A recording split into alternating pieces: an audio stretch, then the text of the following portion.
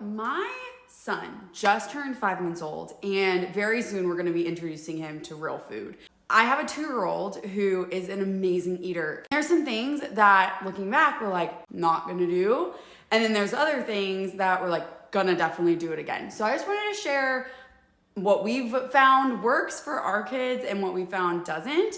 And then let me know any tips that you have for me down below. One thing that I will be doing differently is with my daughter, I knew she loved her fruit. And so early feeding, when she was just starting foods, I did a lot of fruit at first, and of course she loved it. The vegetables, she was like, absolutely not. So I think with my son, we're gonna introduce a lot more savory foods at the beginning and then gradually introduce the fruits. The other thing that I'm going to do differently is I'm gonna start introducing open cups to my son as soon as he starts drinking water. From talking to some of my friends, their kids will drink from open cups from a very young age, and that shocks me. We just never really gave my daughter that opportunity until she was much older. 5 things though that I am definitely 100% going to do again because it has been so great for our daughter is number 1, I'm going to keep mealtime, family time. The activity is the food. So we always did this with my daughter.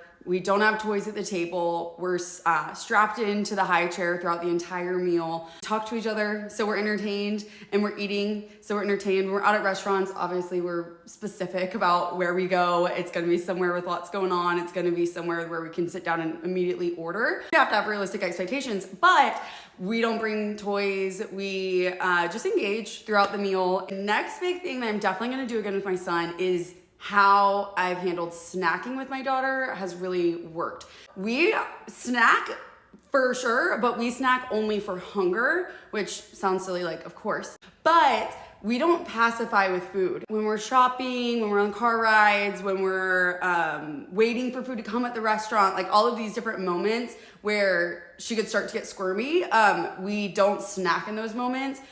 The reason being, I need her to be hungry when the meal comes and not fill up on the snacks. Oftentimes can be highly processed, but even if I provide a healthy snack, it's still not a whole balanced nutrition that she needs. The next thing that I'm gonna do with my son is be very conscious about the way that we talk about food. Well, way before they can talk back, they are listening. I learned that with my daughter for sure. And it's very normal and natural to see a kid spit something out or refuse something or push the plate away and make a statement like, oh, you don't like eggs, or oh, you don't like that meal, or you don't want to eat this, okay. And those are all statements that are definite and permanent. In reality, what I found with my daughter is she will push something away and then 3 weeks later gobble it down.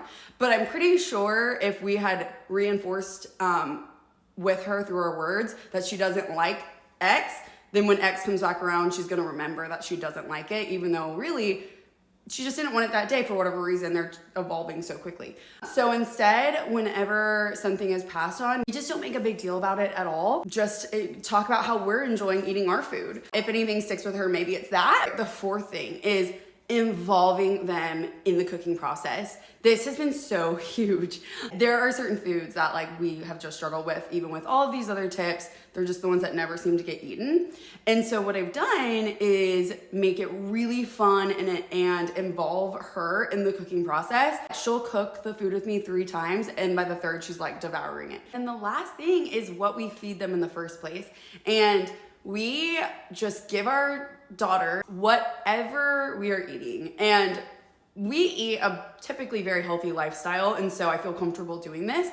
Whatever we're making for dinner, whatever we order at a restaurant, we don't order anything separate off the children's menu. They eat whatever we eat. My daughter likes spicy food because of this, because we eat spicy food. She's just developed a pretty diverse palate, and that doesn't mean she always eats every single thing that we eat, or every night she eats as much as the next, but she never asks for anything different or complains about what's there. They eat if they're hungry. I've noticed sometimes she goes through periods where she just eats a little bit, and then other times she's eating literally as much as we do. And it just depends on their growth at the moment. So I think this is something that spooks a lot of parents because they see them only eating a tiny bit and they're like, oh my gosh, well, my kid needs to eat, which valid.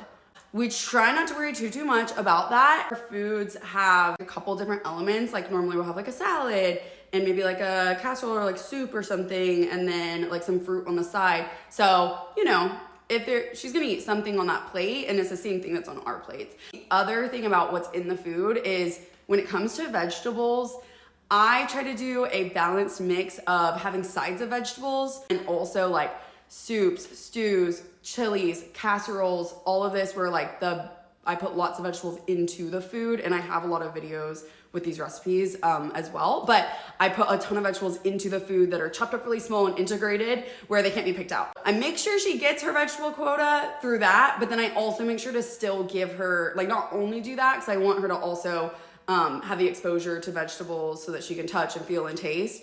And if she doesn't eat it, I'm not making a big deal about it at all. We're just moving on with the night, and it'll be there again in a couple days for her to experiment with again. So with all of that said, those are the 5 things that my husband and I have discussed where we're like, okay, what worked with our daughter, what didn't, and how are we gonna integrate that with our son to try and just make meal times like a fun, enjoyable family experience and a nourishing experience for our kids, and not stressful or a battle. Will be at times, but less often. Let me know any other tips or tricks that you have down below.